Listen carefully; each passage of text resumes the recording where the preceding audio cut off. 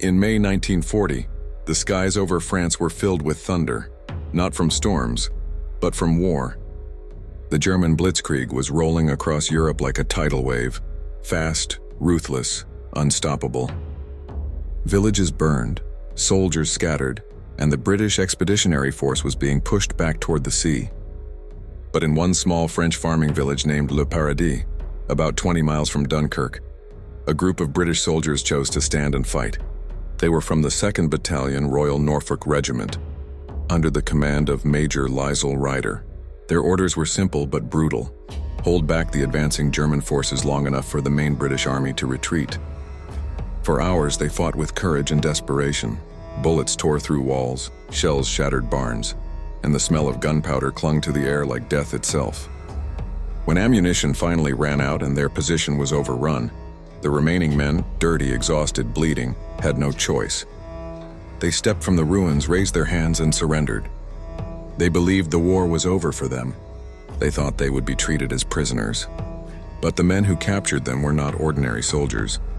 They were members of the SS Totenkopf Division, one of the most feared units in Hitler's army.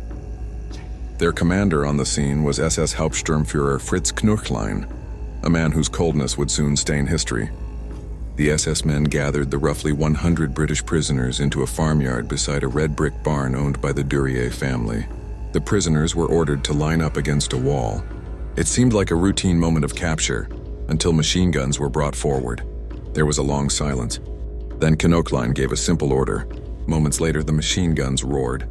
The British soldiers were cut down in a storm of bullets. Dozens fell instantly. Others screamed in pain as the SS kept firing until the guns clicked empty. Those still alive were finished off with pistols and bayonets. When it was done, the yard was soaked in blood, the wall behind them pocked with hundreds of bullet holes. The Germans buried the bodies in a shallow pit. Then they marched away as if nothing had happened. But 2 men somehow lived. Private Albert Pooley and Private William O'Callaghan had been hit but not killed. Buried under the bodies of their comrades, they waited until nightfall. Then in unbearable pain, they crawled out through the mud and blood, dragging themselves toward a nearby barn.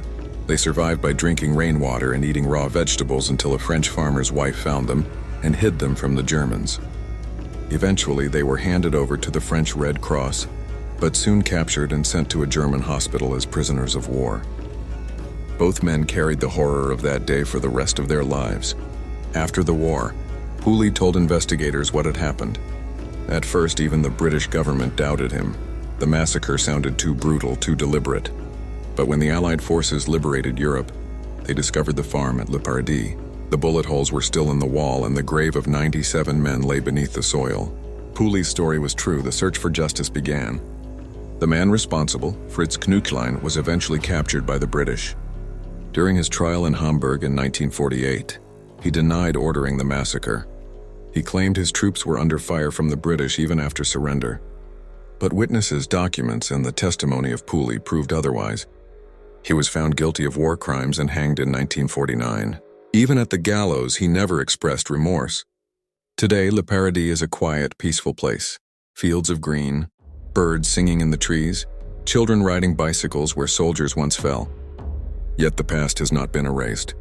On the wall of the old farm, the bullet marks remain. A white memorial cross stands where the bodies were found.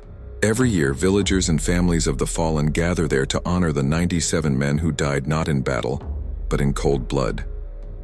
The massacre at Le Paradis reminds the world that war is not just fought with weapons, but with morality. And when that morality breaks, humanity itself disappears. It is a story of cruelty, survival, and remembrance. A moment when darkness consumed the light and yet somehow the truth refused to die.